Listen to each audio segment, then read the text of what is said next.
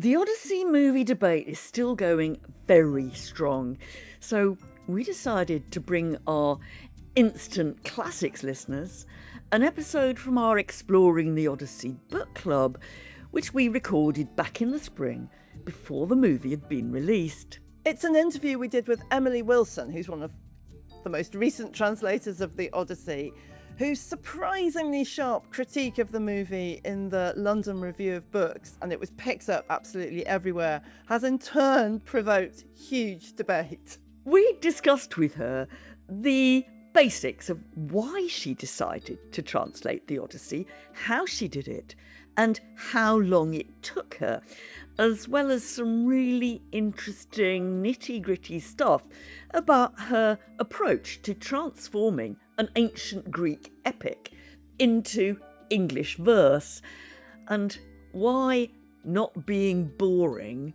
was such an aim of hers. She also explained why she's now translating the entire Odyssey all over again. And towards the end of the episode, there's, I think, a really interesting discussion about the nature of translation itself and why translators can't help bringing traces of their own cultural moment with them in their work.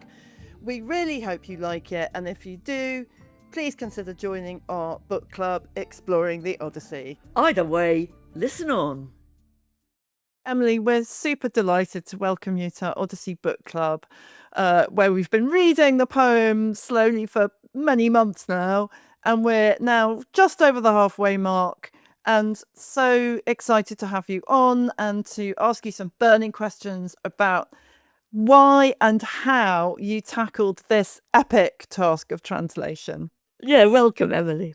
Thank you so much for having me. Can't wait to talk to you. I'm going to start with something that a lot of people have raised, actually, which is, was there a moment, just looking in your autobiography, was there a moment when you decided that you wanted to translate the Odyssey? You know, I would never have done it if I hadn't been asked to do it. It was a whole set of happenstance. I mean, it hadn't occurred to me, in fact, even though I'd taught the Odyssey both in the original and in various different translations, and had repeatedly thought, this translation isn't quite working in these ways or these ways. I wish it was doing this, but it hadn't occurred to me to take on the task of redoing it myself until I got to know an editor at Norton through working on the Norton Anthology of World Literature. And it turned out that Norton was looking for someone else to do a retranslation of the Odyssey because, you know, the insider scoop in terms of publishing, it was going to cost them, so it was continuing to cost them so much money to pay Penguin or Hackett for either the Fagles or Lombardo or whichever one I decided to switch to. So they had a particular marketing publishing reason to want someone else. They didn't care who it was, really just rope in someone who can do some new thing.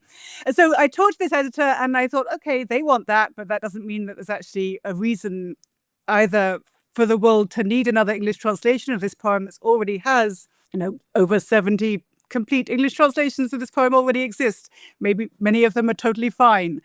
Do I really need to do this? And also, do I have a vision for how to do it so that would make mine feel necessary in some way, such that it's different and also deeply responsibly engaged with the original? And so I sort of did the exercise of doing a very, very close, even slower than your slow read, a slow reread of, I chose book 9 because that's the Cyclops episode is one of the episodes that I've most often taught. If I've taught sections from the Odyssey, it always includes Polyphemus. So I was aware of sort of pedagogical issues about how to present that narrative. So I did a very, very slow reread of the Greek, and then I read something like 10 or 12 translations of just that book very slowly, trying to think through what might I do differently about this. And the big thing that really made me think I need to sign this contract was just realizing the vast majority of 20th century and 21st century translations don't have a regular meter. The Fitzgerald comes close to sounding iambic, but he deliberately changes up the meter in ways that are totally alien to the traditional poetics of the original. So it seemed to me that just, even if I do nothing else, metrical traditional verse form is what I absolutely want to bring to this poem, partly informed by the fact that I love English poetry as well as Greek poetry. Like the second thing that I thought about a lot was how in Homeric studies over the past generation, one of the big themes has been an awareness that Homeric narrative perspective is so fluid, so flexible, so varied in its points of view. When Andromache is looking at Achilles dragging her husband's body behind his chariot, we suddenly shift from the omniscient narrator to Andromache's perspective. That kind of thing happens all the time with Homer, that we're not always seeing from one point of view. And yet it seemed to me, and looking really closely at these dozen or however many translations I was looking at, very many of them seemed to be focalizing the narrative in ways that the Greek wasn't doing. And there was sort of focalizing as if this is the story of Odysseus, and we're always looking through his eyes, which we're not in the Greek. We're looking through many people's eyes at this complicated story of homecoming.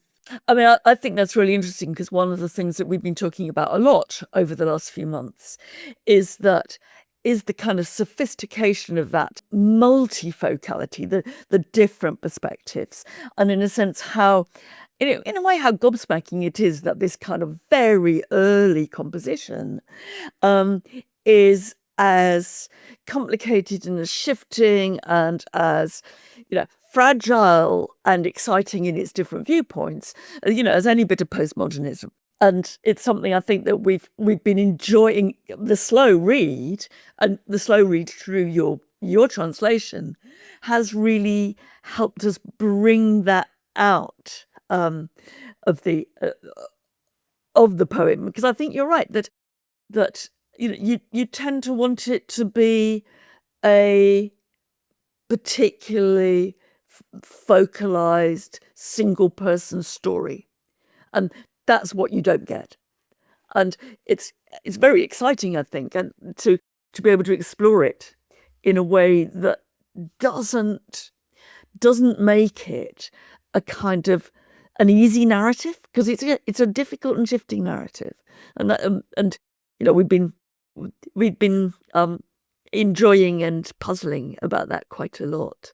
Emily, I would love to pick up on this whole question of verse form, because now that you have done this translation in iambic pentameter, the English epic verse form that Milton wrote in, for example, it seems totally inevitable. It seems sort of inevitable, except for the fact it was never inevitable, and that was a choice. That was a very deliberate choice that you made. It comes with gains and it comes with losses as well. And I just wonder if you could talk about that a bit. Why did you choose that particular meter?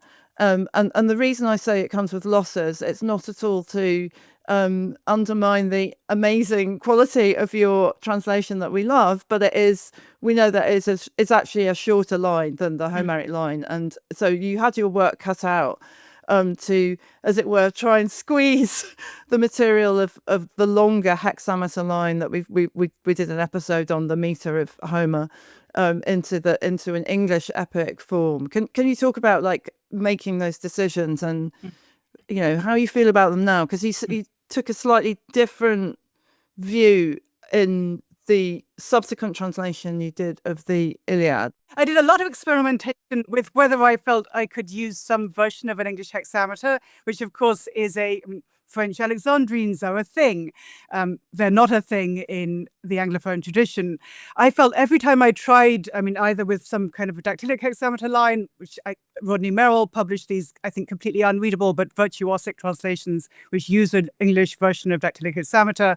It means that he's forced into things like scion of Atreus, because that's the only way you can make something meaning that fit into a hexameter. You can never say son of Atreus because that would never scan. Right. So scion, SCION, rather than son. Yeah. Okay. Huge cost to the hexameter, to the dactylic form. But then I thought maybe I can do something with an iambic longer line. I just felt that in English it feels flabby and it feels as if the caesura is always in the wrong place. It doesn't have the propulsive momentum. It also has this huge cost that within the language I'm writing in, it doesn't sound traditional. It doesn't sound like, even if you're somebody who doesn't consciously think about meter at all, which surprisingly many readers don't, if you read a little bit out loud, you will realize, wow, okay, this has a sort of propulsive rhythm to it. And even if you're not consciously thinking about that, that gets into your bones. So the other set of questions has to do with, yes, it's a shorter line. A dactyl is a finger, as you probably discussed, it's la, la, la. An iamb is only 2 beats, and then it's a pentameter, meaning 5, as opposed to a hexameter, meaning 6. That means that if I want to try to make the line breaks match up with the line breaks of the Greek, it's more or less going to be impossible, even beyond the fact that Greek word order is totally different. That was natural Greek word order is totally different. And then at the same time, with the Odyssey translation, one of the things that I'd repeatedly experienced with my students would be that I would show up to class all excited to talk about some bit of Homer, and they would say, "Oh, it was so long, it was so boring, I could hardly get through it." And I would be like, "What's wrong with you?" And I would not say that, because I love my students and they're very smart, and I would realize it was not something wrong with them, it was something actually wrong with the translations, that if the translation is twice as long as the original, yes, it feels more boring than the original does. So I wanted to try to set myself the exercise of confining myself to the same number of lines as the original, as well as using this very rigidly used traditional meter. And that's the thing I changed with the Iliad. With the Iliad, I again experimented with, can I use a longer line? And again, ruled it out, because after I experimented with it for months, so I was like, it's just none of this works. But then I realized, okay, I can just let myself have more lines, and that will make it possible. And I'm actually redoing the whole Odyssey from scratch to do the same thing as the Iliad. You are retranslating the Odyssey, Emily. Tell us what this means, why you retranslate. You've already done the whole poem once. You've done the whole Iliad, and you're going to come back and do the whole Odyssey again. Why? It's a drug. I think the Odyssey is a drug. That once you've translated it once, you're consigning the rest of your life to translating it again and again and again. I think the publisher is not going to want to publish it more than twice. Even twice was quite a large number, and more often than they had planned to. So I felt that I'm proud of my Odyssey translation that you guys are reading.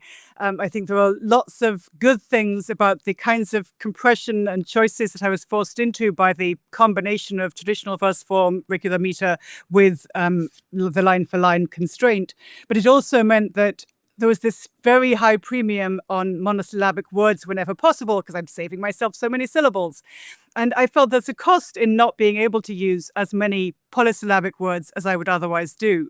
And that I was able, with the Iliad translation, to use a lot more longer words, and also to do more things with the repetition of phrases and epithets to echo the repetitiveness of the original, in ways that weren't fully possible with the Odyssey translation, with the constraints that I set up. And I'm also going to quadruple the number of endnotes, because endnotes are really fun to write. Emily, does that mean that once you've done the Odyssey again, is that going to mean that you're going to feel like, oh my God, I'm going to have to do the Iliad again because of what I've learned from doing the Odyssey for the second time? I mean, is this, like Mary suggests, like a lifetime? I mean, yes, there's a whole Penelope weaving and unweaving and weaving and unweaving element to this, but after a certain number of years, they came and cut her off from that kind of thing. So the editors are going to cut me off and say, no more, we can't do any more Odysseys. And it's fine, I have lots of other projects I want to do as well. So this is it. I can't put this over. And I think that either Emily or Charlotte can. If we're saying that the Homeric verse is composed in a hexameter meter, and your translation is in pentameter, can we just sum up what the difference is between those? For someone, imagine you're talking to Donald Beard here, who, isn't a metrical genius. What is the issue there? Meter suggesting how are we counting this thing, and then the word before that says what is the unit of counting. So an iamb in English is, or in Greek or Latin as well for that matter, is a da-dum. So da-dum, da-dum, da-dum, da-dum, da-dum. There are with almost all traditional meters, there are a couple of usual variants. So very often with an iambic line, when you want to have extra punch, sometimes you invert the first foot in the line. So you might go dum da da dum da dum da dum da dum. Tell me about a complicated man. So I'm inverting the first foot to give an extra punch to the line. In the original, it's in hexameter, meaning there are 6 units, and it's not iambic, da-dum, but dactylic, meaning, as I said, finger, la, la, la, andramoi, enepe, musa, polutropon, hosmala, polla. That adds up to 6. And you go on with that da, da, da, da, da, da, da, da, da, all the way through. So basically, it just fits, the short version is the Greek meter in which Homer is composed, the Odyssey is composed, has many more syllables in it than the maximum number that the English iambic pentameter can contain. And that just means you've got less leeway when you're translating, and you might have to make some very judicious choices about what you're not going to include sometimes. English has a huge vocabulary, which makes this kind of thing possible in a sense. Also, I'm not at all unusual in very often translating a polysyllabic word like polumekanos, meaning very crafty, just as crafty. And that's 2 syllables. The Greek is not 2 syllables. And that makes the math make sense if you do enough of those kinds of things. In some ways, this sounds quite technical, but every translator of the Homeric epic, let's say the Odyssey, every translator into English verse has to actually make some decisions about this.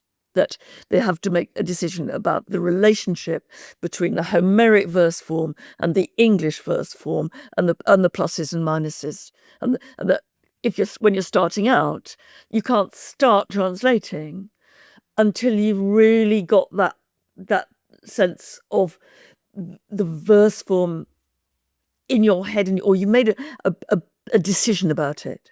That's right, yes. Or you might have done it in prose. Most modern translators have done it into prose or free verse, or we could rudely call it stacked prose. I mean, where there's no regular meter.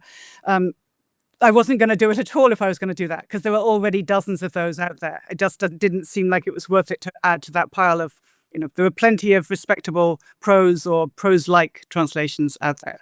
So am I right in thinking, Emily, therefore, that one of the qualities that you were really keen to zone in on was the rhythmic, musical quality of the original poetry and its speed and agility in the way that it flows in an incredibly speedy way, which is kind of hard, as you say, was a quality that was probably lacking from most of those, good, bad, and the ugly previous translations, some of which I love, but don't have this particular quality of speed and the limpidity of Homer's original poetry. Exactly, yes. I mean, I definitely wanted to, we've already talked about meter, but the read aloud ability or the performability, of course, throughout antiquity, this was experienced primarily as an oral poem, even in periods when there was literacy. I'm sure you've talked about the fact that this is a poem which emerges from a long pre-existing oral tradition. And I mean, even though, as Mary was saying before, it may seem as if it's a very early poem, it's also a very late poem in terms of its being based on a very, very long pre-existing tradition and designed for oral performance. Presumably, given that we know rhapsodes could become celebrities, they must have put on voices. They must have put on a star turn. It must have been fun to listen to and exciting. And so those qualities of performability seem to me essential in what I was trying to convey in the English, as well as the multivocality, these proto-dramatic qualities. We also know that Aeschylus, the great tragic poet of Athens, supposedly said that all of his work was slices from the great banquet of Homer. So I was also aware that, great line, right? I love it. Like you take a little bit here, a little bit there, you make it into a tragedy. It's great. I was aware that there are ways that the Homeric poems aren't drama, but they're leading up to drama. And those proto-dramatic qualities, including the perform out loud ability and including the fantastic speeches in which you can really hear the relationships, the emotions, the shifting of perspective, is all there in the original text, which isn't exactly a text. It's a script for oral performance. Just coming on from there, in a sense, sort of leading from there, that when you talk about the poem being quite old by the time it's written down because it's drawing on this long tradition, and one of the aspects of that, which we've talked about before, is that the language doesn't ever come from one single time frame. So it's a mashup of different sort of words from slightly different traditions. It has a slightly peculiar linguistic quality that I think is hard to reproduce and translate. Do you think of translation as being a kind of clear window through which you shouldn't be able to sense that you are looking at something alien and old? Or do you think there should be something about translation that makes you think, oh, this is a translation of something that comes from a complete, this is like trying to grapple with, the sort of grapple with something that's very old and alien is visible? Yeah, that's good. I mean, maybe just before I get to the visibility or invisibility of translation question, I think it's important to realize that what existed before the composition of the Odyssey was a long oral tradition, which included lots of stories about the homecoming journeys. But that wasn't the Odyssey, right? That was various different oral performances using these poetic forms, using these phrases. As you say, it's a mishmash of dialects. It has, like, archaeologically, it refers to the kinds of objects that couldn't have existed at the same time, different practices in terms of bride gifts and funeral practices. It's a whole mishmash historically. I felt that it was impossible to do something like that dialectic mishmash in English without without giving up on fidelity to all the other things I wanted to be faithful to, in terms of it's really gripping, it's really fun, it's really readable, it's really dramatic. If I make it this amazing Joycean experiment where I use 10 different dialects, that would have been fun for me, but it would not have been fun for anyone else. And I just didn't think it was worthwhile to do that.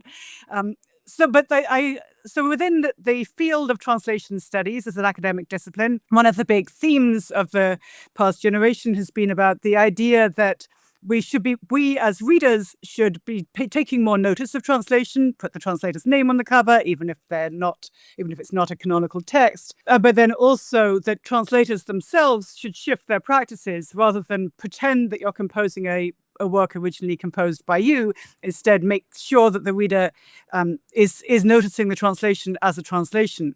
It seems to me that the question about how visible or invisible should a translation be and how visible should it be, in what way should it be visible, is different with an ancient poem, partly because the horizon of expectations are different.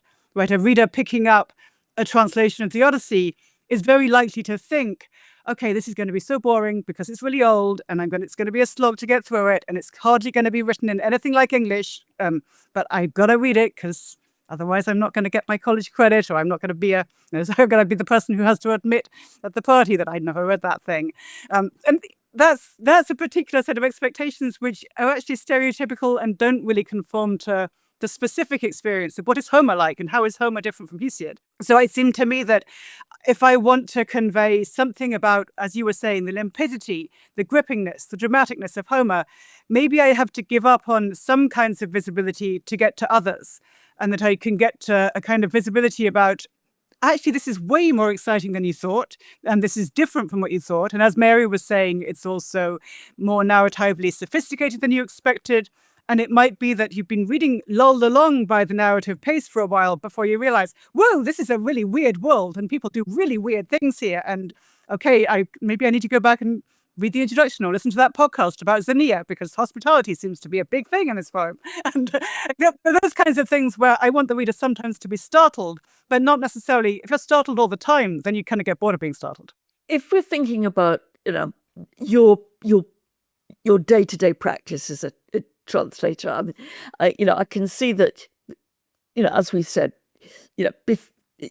you can't really, or it would be very time-consuming and probably a bad idea to have a major rethink about what verse form you're going to be adopting when you're sort of 5 books in, right? But presumably there are some bits of translation and the practice of translation that you are rethinking as you go along, and you're going back to, and we've been talking a bit about the repeating epithets that Homer used, the repeating adjectives to describe characters, or divine or human. one of the things that you don't do is when there is an epithet, an adjective which is repeated and the same in the Greek. Sometimes you make it the same in English and sometimes you change it. And that is different from some of the standard translations that you can pick up. Now, I wondered how that came about, whether that's part of a work in progress, a translation in progress, where you think, I'm going to have to change what I thought I would do, or whether that's also something you think from the beginning. What is the process of you making those sort of day-to-day decisions about the words that you use? Yeah, the epithets were a big challenge. I mean, I have, and you're absolutely right that I have changed my perspective on how to do those. I changed my mind, or I changed my practice from the Iliad to the Odyssey, from the Odyssey to the Iliad, and now back to the Odyssey again. I've shifted towards being much more rigid about what I do with epithets and with repetitions in general than I was with the Odyssey translation that you guys are reading. But my thinking with the translation that you're reading was that I want to have the same experience or something like equivalent experience. And I was thinking through how, for a literate reader, a little bit of repetition feels like a lot of repetition. And so if I want to have the experience feel like, oh yes, this feels like it's got a lot of repetitions in it, then maybe having 20 wine dark seas will do it, and 20 host lord Nestors, which I do, that will do it. Do I necessarily also need to make sure that every single periphrone for Penelope is always prudent? Can she sometimes be careful? Can she sometimes be circumspect? These are all possible ways of rendering the Greek, and maybe I can actually ring the changes on that, and the reader gets the idea that, okay, Penelope's carefulness and wariness is always something that we mention when she shows up, but maybe the words with which it's conveyed are slightly different every time. Maybe that's okay. I also, in fact, going back to the visibility thing, I thought if I'm going to do that and I'm not going to be totally rigid about repetition, then maybe I can have fun with it that could be visible to the reader. And I hope that it's visible to the reader that I play around with the rosy-fingered dawn, which if you've heard about anything about the Odyssey, you know about rosy-fingered dawns. And I thought, okay, I can do those 25 different ways and it's going to be so fun. And I had a great time. With my new one, I'm not doing that, but it's fun. I think that's really interesting because it's really important to see that noticing repetition in a Greek epic and an English version of it doesn't actually require exactly the same numbers of repetitions. That in some ways, to repeat exactly the same words that the Greek does throughout the poem may actually erode or even obscure the point of the repetition. That was the worry that I had. Yes. Yeah. Right. Yes. And I also was just thinking about how, repetition in a modern or modernist text, a rose is a rose is a rose is a rose is a rose. That's a particular way of doing repetition. It's doing it for a very different set of reasons than the traditional repetitions that are there in Homeric language. If I'm making up a traditional language, then the whole framework is very different. So just to be clear, Emily, when you're in your retranslation of the Odyssey, you're tending to repeat epithets. You're going for serious repetition that in the way that Homer actually. So prudent is always prudent rather than careful or wary, as it were. Which is much more similar to what I did with the Iliad, where I had, master of the war cry, and here's another guy who's master of the war cry, like over and over and over. And I actually thought, maybe the reader can learn to tolerate repetition in the course of the reading. What I think is really interesting about this, and it picks up some things that listeners have been interested in, the multi-translation ability of these texts. So what people are often asked, and what I think both Charlotte and I, they wouldn't ask you, Emily, because you've already done it, but they asked me, what's the best translation of the Odyssey or the Iliad or whatever? People are quite frustrated, I think, when you say, well, I'm not sure. I can tell you some that I really enjoy, or some that I kind of can't read more than a page. And the point about that is that it is, as we've said, it's that translation is not just getting a version and saying, okay, I've done that and I'm now going to do something else. It's about a long-term engagement and re-engagement with the text. And the translation is always provisional. It's always freezing at a certain moment, a version that you have of that text. But put it down and you can go and do it differently. It's not better or worse, but it's somehow digging into the multiplicity of the text in a way that can't ever just be translated perfectly. We can't ever have a perfect translation of the Odyssey. Yes. What would that be? What would it even be? Yes. I mean, I often use the image of the ship of Theseus, the mythical ship, which mythical Athenian hero Theseus sets off in his ship. And by the time he's back in Athens, 0% of his ship is the same. All of the planks have been replaced. All the rigging's been replaced. It's gone through so many storms and all that.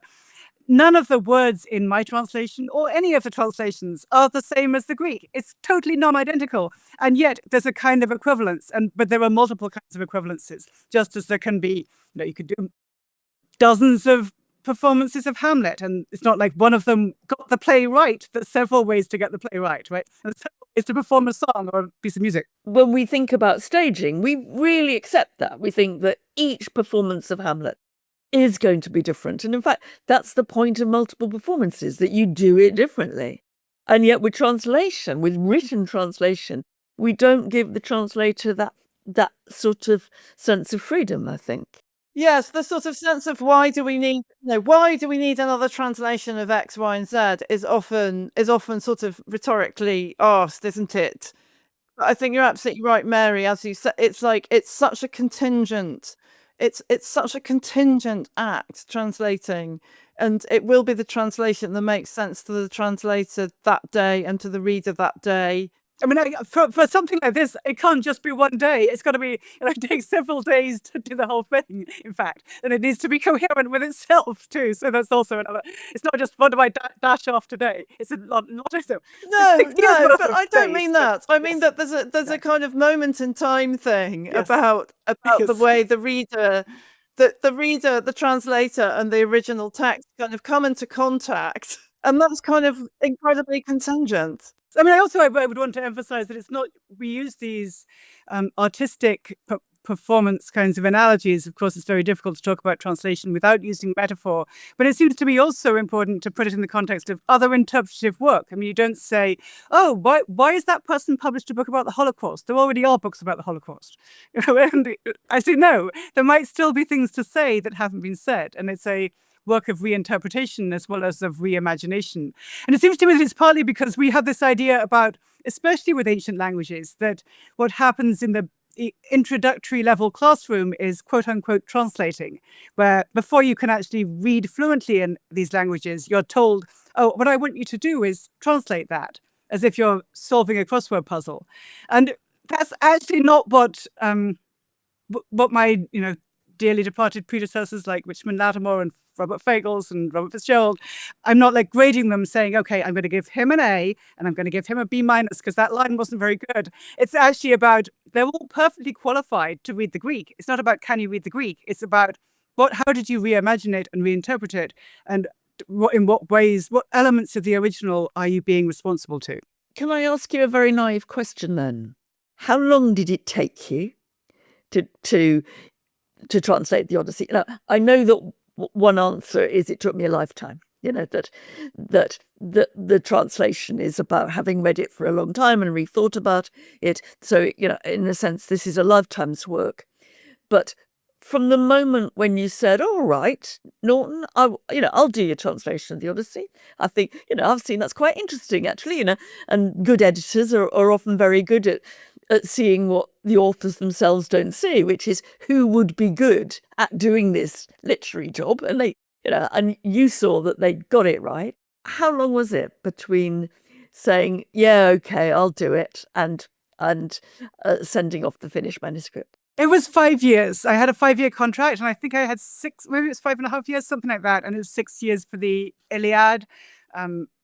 And in both cases, I mean, even though I'd already just done the Odyssey when I started doing the Iliad, I thought, okay, I'm not going to get stuck at the beginning in the same way. I've got a vision power to do this. Where in both cases, the first 2 or 3 years, I'm sitting in my study and staring at my notebook and everything.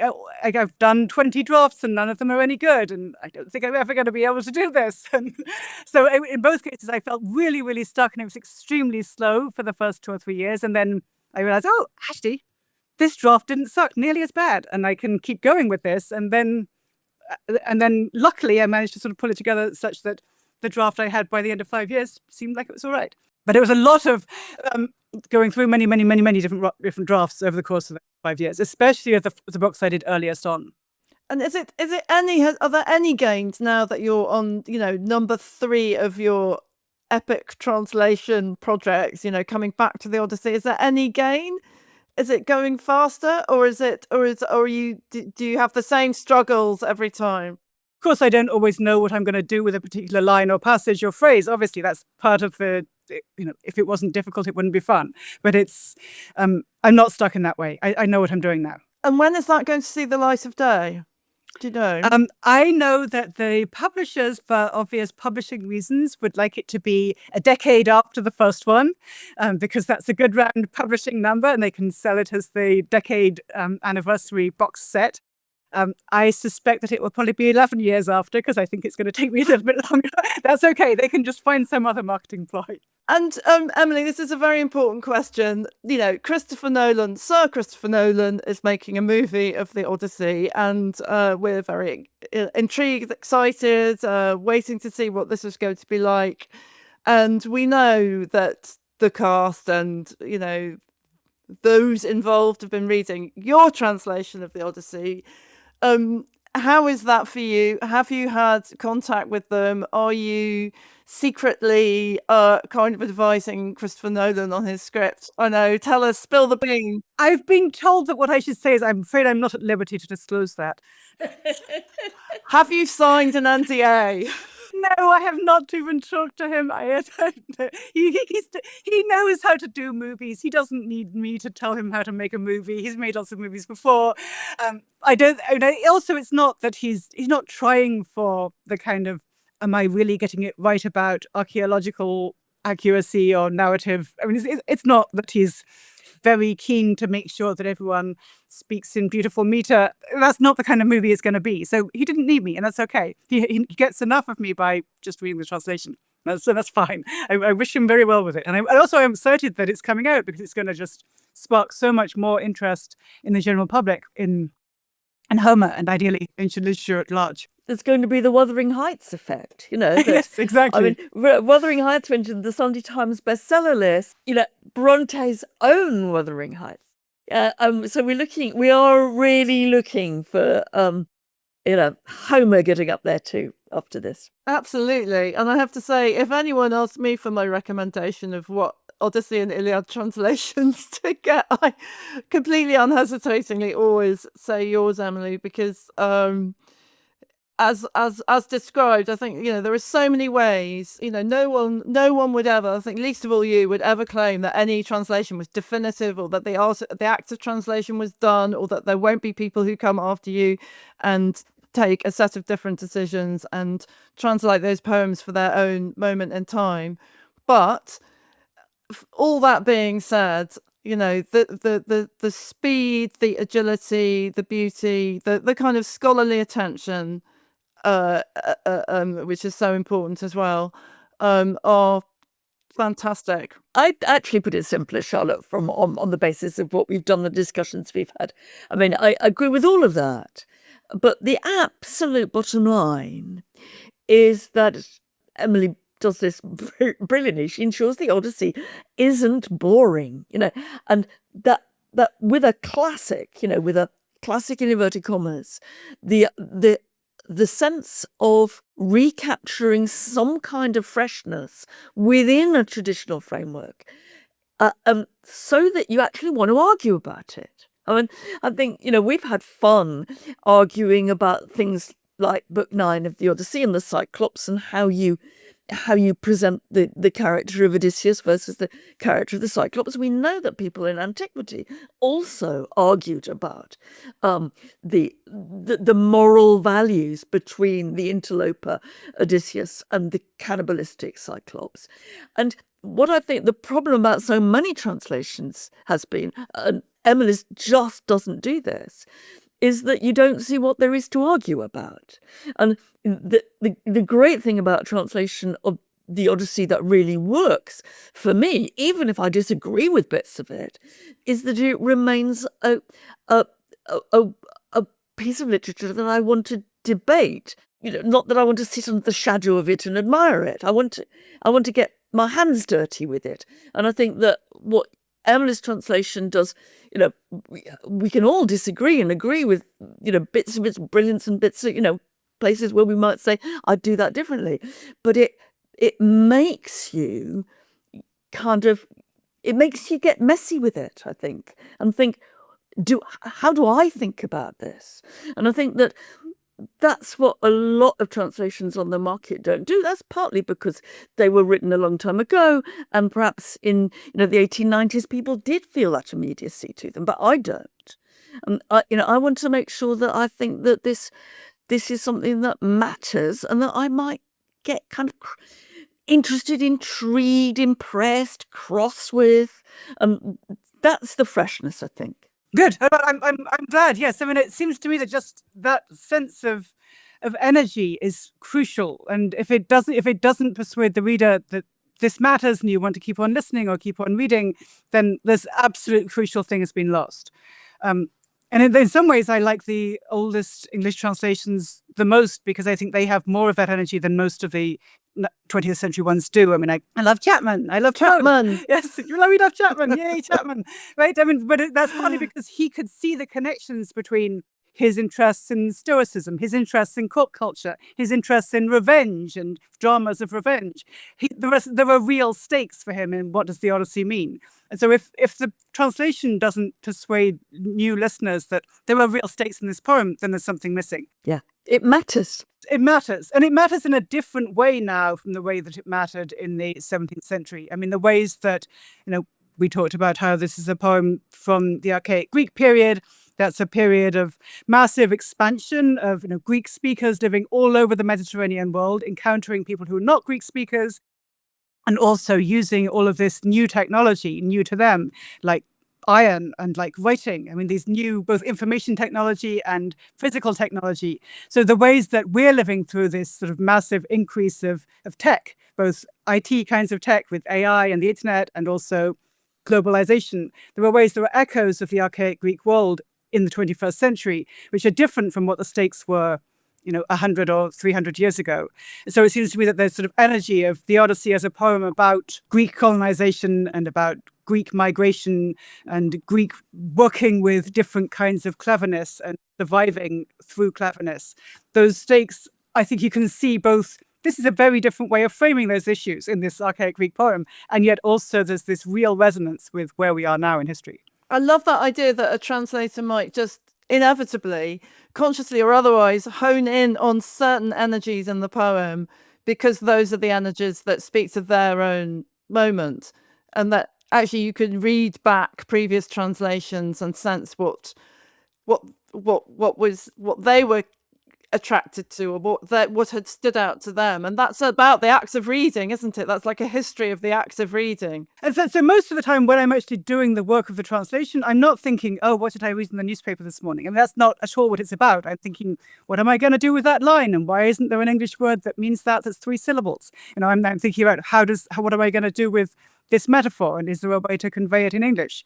But even if I'm not thinking about that, and in fact, I'm not consciously thinking about it, it filters through. If I'm thinking hard about the poem and its stakes, the kinds of questions I'm asking, also because they're informed by, modern scholarship as opposed to 18th century scholarship, they're informed by an awareness that maybe we need to think in terms of social class when we approach ancient poetry. Maybe we need to think in terms of relationships between Greek-speaking and non-Greek-speaking peoples. I mean, that's if you're a classicist in the 21st century, you can't avoid those questions. if you say the act of reading is an act of conversation with a text, then there's, there can't not be you in it. They can't. I mean, the reader, the act of reading puts the reader into the text, and I mean, I think the fun sometimes of, once you've got to know one translation, of looking at others, and then actually being perhaps attuned, as you say, to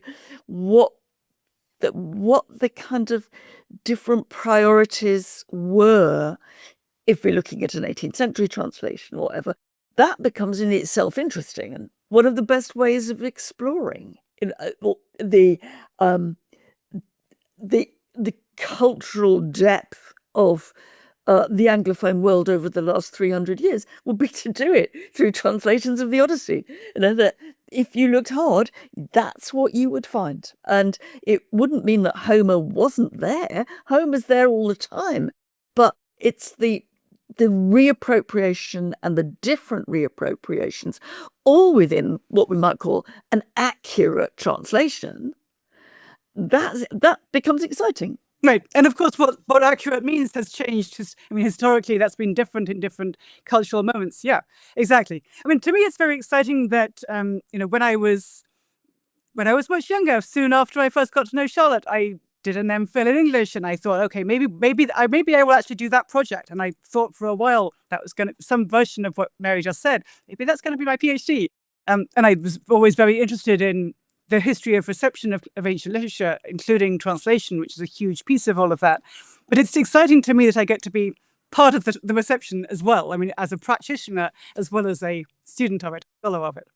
It's really fun. Well, I think we're super lucky, actually, all of us, that clever editor at Norton said, Emily, could you please translate the Odyssey?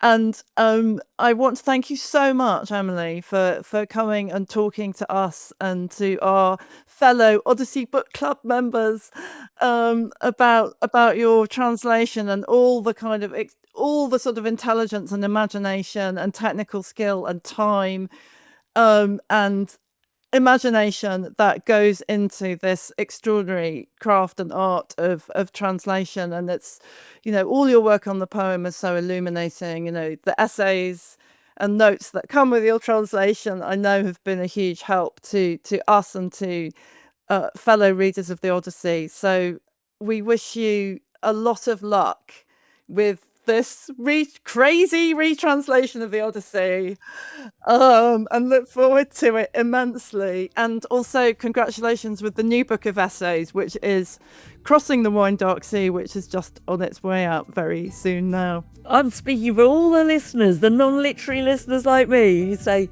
thank you. Thank you.